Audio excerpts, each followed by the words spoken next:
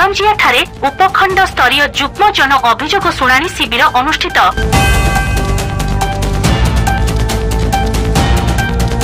करंजिया उपजिल्लापाल कार्यालय सम्मेलन कक्ष में आज जिलापाल हेमकांत सोए और मयूरभंज जिला पुलिस आरक्षी अधीक्षक बरुण गुंटुपाली अध्यक्षतार उपखंड स्तरीय जुग्मजन अभियोग शुणाणी शिविर अनुष्ठित हो जाइछि। एही जन अभियोग शुणाणी समय उपखंड उपजिल्लापाल प्रेमासु चांद, उपखंड अतिरिक्त उपजिल्लापाल प्रकाश दास, उपखंड पुलिस अधिकारी नवकिशोर नायक, करंजिया बनखंड अधिकारी श्रीकांत नायक, पीआईटीडीए चित्तरंजन महंत, चिकित्साधिकारी अनिता सिंह, करंजिया विज्ञापित अंचल परिषद कार्यनिर्वाही अधिकारी निहार रंजन सेठी, समस्त 5टी ब्लॉक बीडीओ, तहसीलदार, अबकारी विभाग, पुलिस तथा समस्त लाइन विभाग अधिकारी उपस्थित थिले। प्रारंभ में जिलापाल उपस्थित समस्त अधिकारी माननकु स्वागत करबा सह जनसाधारणक ठारू आसुथिबा आपत्ति अभियोग गुड़िकर समाधान त्वरित प्रक्रिया रे संपन्न करबा पई परामर्श देइथिले। एही शिविर रे मोट 105टी अभियोग शुणाणी करा जायथिला।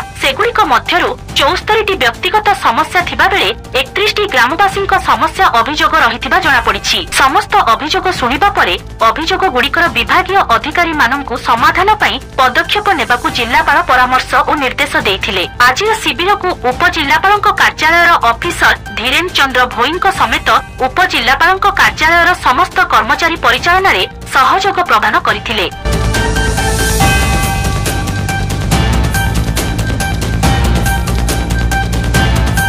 सुमंत पात्रंक रिपोर्ट एसटीवी न्यूज ओडिशा 24।